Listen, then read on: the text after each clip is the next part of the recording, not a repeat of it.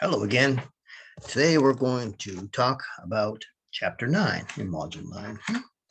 So I don't know where I'm at today, but judging by what's looked behind me, I don't think I'm in Oklahoma. But boy, it's kind of ominous looking, so we better get started here. So let's get this started. Share the screen, do that. And for some reason, it never wants to go back to 0 when I start. There we go. All right. We're going to talk about Chapter 9, Fire Prevention Efforts of the Private Sector. What's the private sector? Basically, anything that isn't government is private sector. That's what we're talking about here. Most of the world is astonished at how much the United States does for fire prevention in the private sector. Most places, it's all done by the government. And I think the private sector will do a better job. Okay, the overview of this chapter describes the primary role of the National Fire Protection Association, lists some organizations with primary fire prevention functions, lists some organizations with an allied interest in fire prevention, describe the relationship between fire prevention and the insurance industry, explain the role of the Insurance Services Office as it relates to the fire service. Three main areas here: organizations with primary fire prevention functions. That's like the NFPA, their almost their entire job is just fire prevention. Organization with allied interests in fire prevention. That's not their main thing, but like most of these are like trade organizations who care about it, of course. And organizations in which fire prevention is done for internal protection and well-being of the organization. Those would basically have whatever a company does in itself. We're not going to talk about them too much here. So the primary fire prevention functions: the National Fire Protection Association, better known as the NFPA, is the oldest and biggest and by far the leader in this field. An organization that aims to reduce the risk of fire and other hazards by offering consensus codes, standards, educational and training materials, and fire safety advocacy. It was founded in 1896. Now, that's even before my time. It's nonprofit. That's kind of like me too. Recognized worldwide. I'm not recognized worldwide. And members from more than 100 countries. Well, I guess don't compare me to the NFPA. That's just not a good idea. So they've been around a long time, nonprofit, and they are recognized worldwide. There's no doubt about that. They publish educational material like pamphlets, posters, occupancy studies, films, records, videos, all kind of good stuff. In fact, you're going to see a lot of their videos in this course, and even a lot of them in this module. Its best known publication was the Fire Prevention Handbook from 1896. It was first put out the year that they started. So they started off with something good, and it's still around. I'm sure it's been upgraded once or twice between now and then. They sponsor Fire Prevention Week. And in 1982, they formed the Fire Protection Research Foundation, which is a nonprofit organization that provides fire and life safety research that supports NFPA's mission and provides specific guidance to NFPA's technical committee. The Fire Protection Research Foundation covers hazardous materials, firefighter safety equipment, better code enforcement, and improved public education, among other things. But they're doing research for it.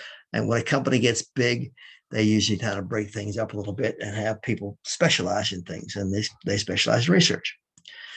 NFPA has 80,000 members, and most of them belong to one of 14 different sections. And these aren't all of the sections, but these are some of them: the International Fire Marshals Association, the Industrial Fire Protection Association, the Fire Service section, the Education section, Electrical section, Railroad section, and there's others too.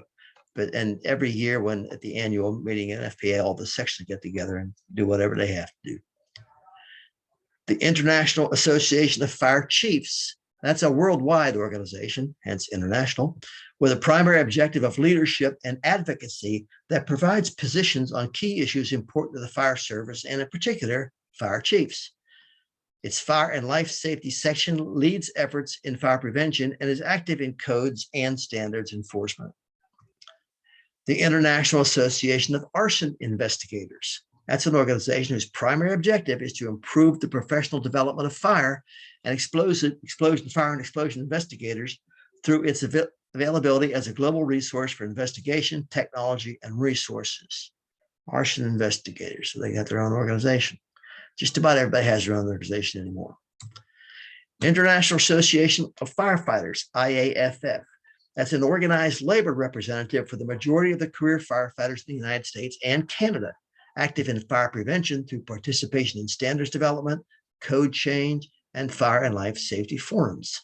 Now, if you've heard me talk in any other classes about this is organized labor, so basically this is a union, and how I feel about unions as far as safety goes, unions are supposed to be there for the employees.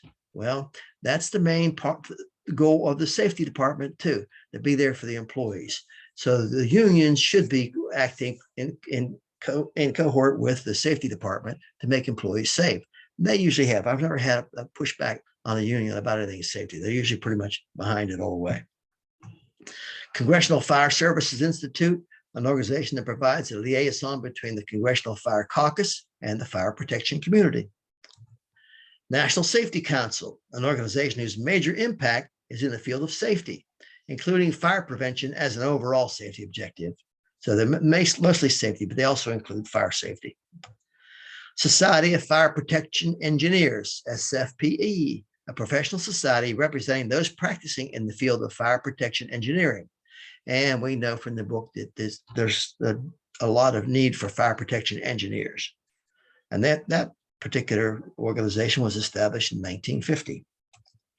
International Fire Service Training Association, an organization that identifies needed areas of training materials and supports those needs through the development and validation of training materials for the fire service and other related services. And they gather annually under the auspices of Oklahoma State University. And we've already found out that Oklahoma State University is a leader in the field of fire safety and fire prevention. The National Volunteer Fire Council, an organization that represents the interests of the nation's volunteer fire services. And as we know here, living in rural eastern Oklahoma, it's pretty rural, that the firefighters around here are almost all volunteer firemen. And we know how important they are to the community. Allied interests in fire prevention. These are professional organizations that issue standards. Trade associations have some relationship to fire protection. An organization that develop model building codes, and the insurance industry all be included in this group. Professional associations such as there's Air Conditioning and Refrigeration Institute, American Industrial Hygiene Association, American Institute of Architects, American Society for Testing and Materials, ASTM. And for a while, I belonged to ASTM when we did, when I was in charge of the geotextile facility in California. We did testing on geotextiles. Now, we had a lab, but it wasn't chemical testing. It was strength testing and that type of brake strength. It was mechanical testing. So what I do with chemical labs, but it was a lab, and we had one, and we mostly followed ASTM D4632. I remember it well. Don't remember all the details of it, but I remember the number, and many others. Trade associations: American Fire Sprinkler Association, American Hospital Association, American Gas Association, National Propane Gas Association. And this association is on the Liquid Petroleum Gas Committee of the NFPA. And that makes sense. And that's kind of how that hierarchy flows, though.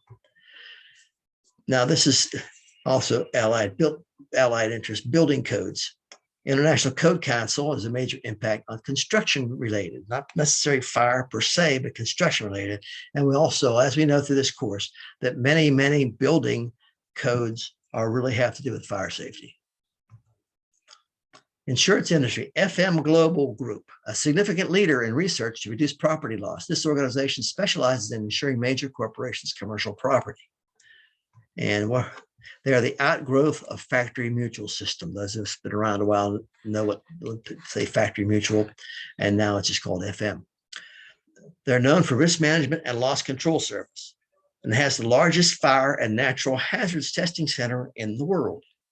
Good to know. Underwriters Laboratories, Inc., UL, an independent not-for-profit organization that has a comprehensive program of testing, listing, and re-examining equipment, devices, materials, and assemblies as they relate to fire protection and safety. So if you're buying something, anything, particularly electrical, you want to make sure somewhere on that label or that tag it says UL listed, and this has been checked out by Underwriters Laboratories. I would be very wary of anything that wasn't. They were established in 1894. The UL label is internationally recognized and indicating that the product has met minimum standards for safety. And there are more than 21 billion labels annually because they're putting a label on every product. So there's a lot of labels, a lot of products that are tested by UL. Insurance Services Office classifies and assigns various ratings, gathers premium and loss information, and public protection classification type of thing. And they help communities determine what their fire rating is. Like this is helps supposed to be. Oh well. All right, that's it for this section. But you can see that this whole book and course so far, and we're going to develop a little bit more than just the book later on, but is takes each little thing that you don't even think of about fire prevention and makes a chapter out of it. And when it does a pretty interesting job, I think. So that's it for now.